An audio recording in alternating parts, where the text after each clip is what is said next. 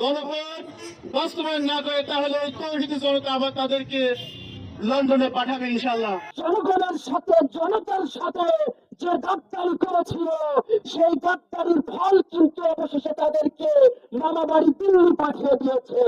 সরকারকে বলতে চাই, আজকে যে জুলাই বিপ্লব না হতো আজকের এই সরকার বাংলাদেশে পাঁচের সাহস করতে পারতো না। আর আজকে সেই সরকার প্রধান হয়ে সে আজকে জুলাই সেই গণপ্রদান এবং সেই জুলাইয়ের জনরাইকে তারা দিয়ে সিরিমিনি খেলছে। আমরা সরকারকে বলতে চাই, যদি এই গণপ্রদান এবং এই জুলাই বাস্তবায়ন না হয় তাহলে আমরা বলতে চাই, তুমি যে রক্ত নিয়ে সিরিমিনি খেলছো, ছাত্র জনতা জানে যে আসলে কিভাবে ছাত্রদের অধিকার আদায় করতে হয়।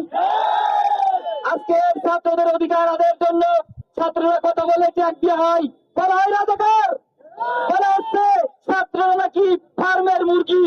আমরা বলতে চাই, তোমরা আজকে ফার্মের মুরগি তাদেরকে বলছো, এই ফার্মের মুরগি না থাকলে তোমরা আজকে দেশে ফিরে আসতে পারতো না। প্রয়োজনের সামনের দিনে ফার্মের মুরগিয়া না ছেড়েবে শিয়ালদেরকে দেশকে থেকে তাড়িয়ে দিতে হবে। তাহলে আল্লাহ পবিত্র কোরআনে কি বলছে, রমাকার ওয়ামাকারুল্লাহ আল্লাহু খায়রুল মাকিরিন। যারা ষড়যন্ত্র করে এদেরকে আল্লাহ কিভাবে তাড়িয়ে দেবেন। অবশ্যই যেমন বাংলাদেশ নিয়ে যারা ষড়যন্ত্র করেছে আওয়ামী ফ্যাসি সরকার, আল্লাহ তাদেরকে 24 সালে বিদায় করেছে। যদি বিএনপি সরকার গণভোট বাস্তবায়ন না করে তাহলে এই তৌহিদি জনতা আবার তাদেরকে লন্ডনে পাঠাবে ইনশাল্লাহ। ছাত্র জনতা ভাইরা, আমরা আপনাদেরকে বলতে চাই, আগামী যে কঠোর কর্মসূচি আছে সেই কর্মসূচিতে অংশগ্রহণ করার আহ্বান জানিয়ে আমার সংক্ষিপ্ত কথা এখানে শেষ হচ্ছে। জুলাই সনদ বাস্তবায়ন করার কথা ছিল, সেই জুলাই সনদ আপনারা খুব দ্রুত বাস্তবায়ন করুন। যদি আপনারা এই জুলাই সনদ বাস্তবায়ন করতে বাংলাদেশ করেন তাহলে আমরা বলতে চাই, খুব দূরে যেতে হবে না।